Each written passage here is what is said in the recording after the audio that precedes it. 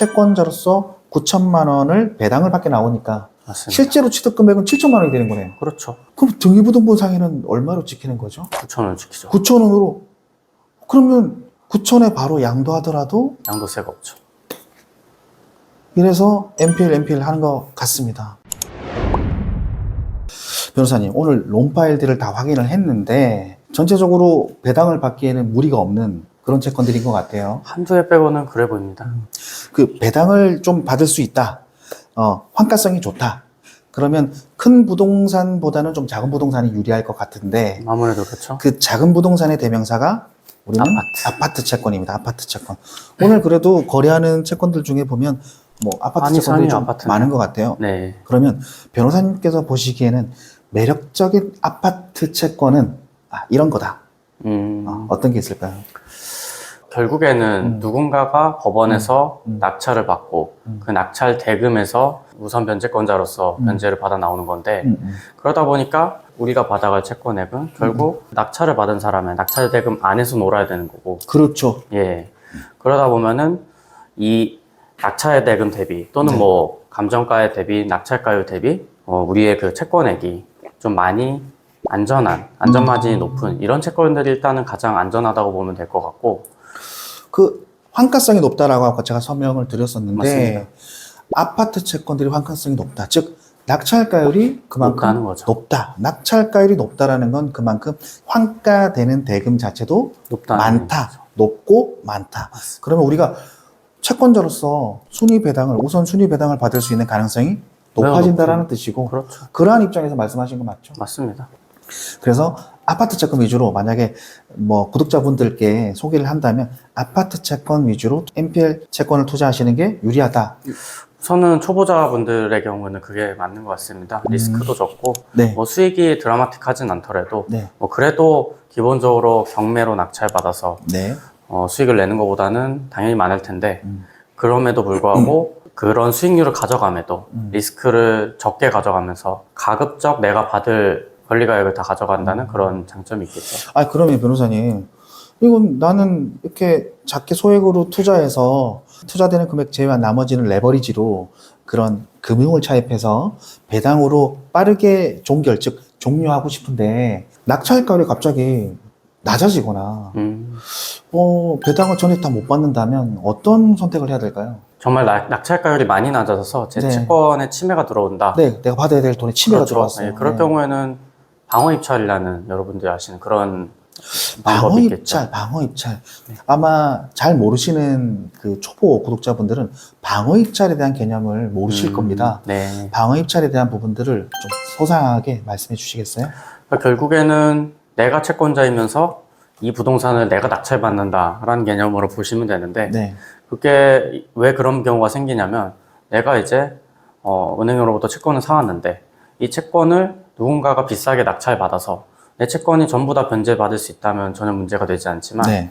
만약에 누군가가 낙찰을 굉장히 낮게 받을 것으로 예상돼서 네. 내가 받아야 될 돈을 심지어 내가 사온 원금가액과 비교해서 얼마 수익을 못 본다든지 또는 원금보다 네. 적게 내가 배당받을 것이 예상된다면 돈을 다 못 받는다. 맞습니다. 네. 그러면은 그 채권 최고액까지의 금액을 제가 받을 수 있는 권리가액이지 않습니까? 그렇죠. 그렇죠. 그러면은 그 금액까지 해서 그 금액만큼 내가 입찰 보고 그리고 만약에 누군가가 나보다 더 비싸게 낙찰 받아가면 나야 좋지만 그게 아니면 내가 그 가격으로 낙찰을 받고 나는 또 내가 받아야 될 돈이 있다, 권리가 있다 보니 그럼 그 권리와 내가 지급해야 될 돈 이거를 상계해서 이 부동산 자체를 취득하는 게 나을 수도 있다는 얘기죠. 내가 입찰을 함으로써 낼 돈과 내가 채권자로서 당해 자산을 매각해서 받을 돈을 서로 상계, 즉 차익 지급 신고를 하겠다라는 말씀이시죠? 맞습니다. 네. 그러면 굳이 내가 실제로 몇 억이라는 큰 돈을 이렇게 막 순간이라도 지급을 했다가 다시 받아야 되는 이런 번거로움을 없앨 수 있겠죠. 그러면 예를 들어서 1억짜리 부동산에 7천만 원짜리 채권을 제가 사왔어요. 네. 7천만 원짜리 채권을 사왔는데 채권 최고액이 9천만 원까지다. 근데 경매가 조금 진행되는 기간이 좀 길어져서 채권 최고액까지 제가 받아야 될 금액 자체가 9천만 원까지 꽉 찼어. 네. 근데 낙찰이 8천만 원밖에 안 된 거예요. 그렇죠.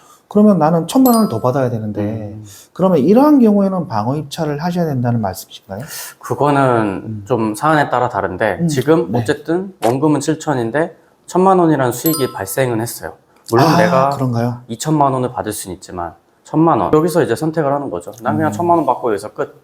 할 거면 차라리 자금을 빨리 회전시키고 네. 다른 물건을 더 좋은 물건을 잡을 것인지 네네. 또는 아니면은 내가 권리가액이 더 남아 있으니 그럼 그걸 다 챙기기 위해서 이걸 방어 입찰해서 낙찰을 받아서 결국엔 이 소유권을 취득한 다음 이 부동산을 환가를 해서 모든 그 수익을 다 가져갈 것인지는 대신에 시간이 걸리니 그거는 이제 선택해야 될 문제죠. 그러면 좀 정리를 하자면 내가 채권자로서 배당받을 금액이 침해가 들어온다고 하더라도 내가 생각하는 수익률에 부합한다면 그렇죠. 굳이 방어 입찰을 할 필요는 저라면 안 할 것 같습니다. 없다. 네.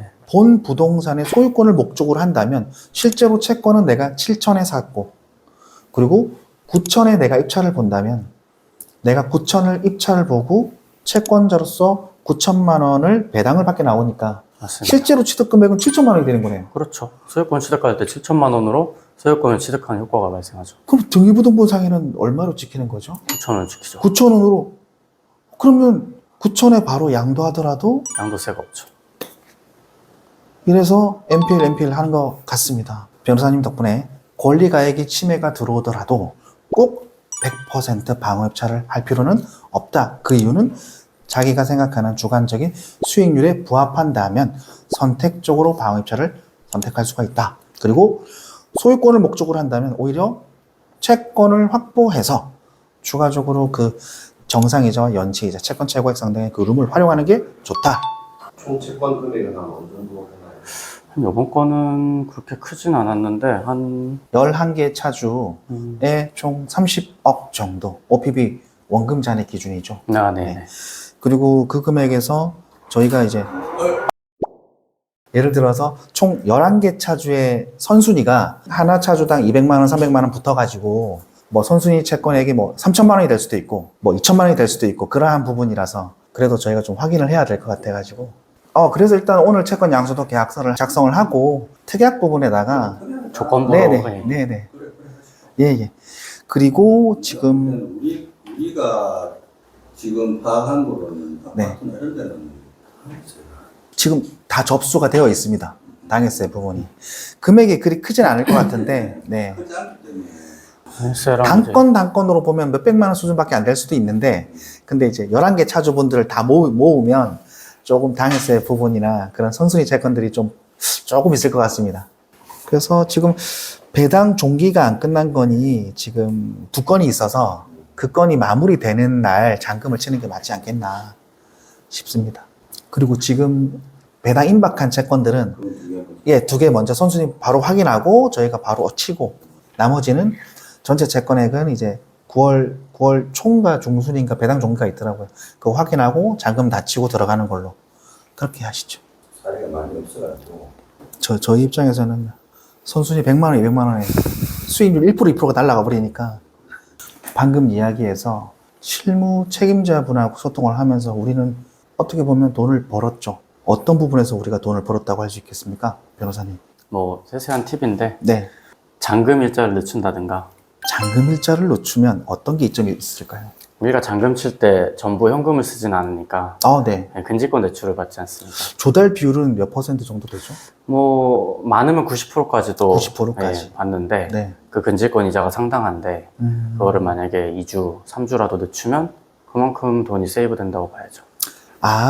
그 기간만큼 유동적인 그 계약 기간만큼 근질권 대출을 받았었으면 내가 지불해야 될 그 근질권 이자 비용을 계약일자, 잔금일자를 딜레이를 시키는 그 기간만큼은 세이브를 할 수 있다. 지금 저희가 채권을 단건 계약을 하지 않고 이렇게 묶어서 계약을 하는 것을 우리는 구독자분들한테는 뭐라고 설명해 주시겠습니까? 폴 매각이라고 폴 매각. 대표님께서 많이 말씀하셨었죠. 폴 매각의 이점은 뭐가 있을까요?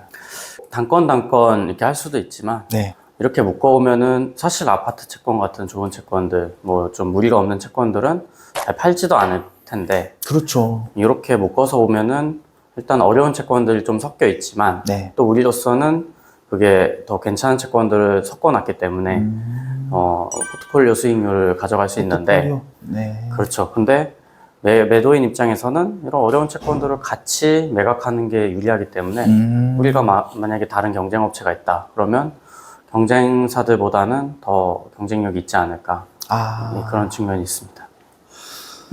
손실 채권과 수익 채권을 혼재해서 전체적으로 수익에 대한 리스크 관리를 함과 동시에 그리고 조합, 즉 금융기관이 가지고 있는 연체율 관리, 하락 관리에도 규모의 경제를 실현할 수 있는 폴 매각이 도움이 된다는 말씀이시네요.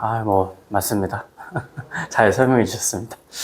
정말로 이렇게 채권 거래는 협상이 어떻게 되느냐에 따라서 수익률과 거래 방식이 달라질 수 있다는 거 오늘도 변호사님을 통해서 많이 배운 것 같네요.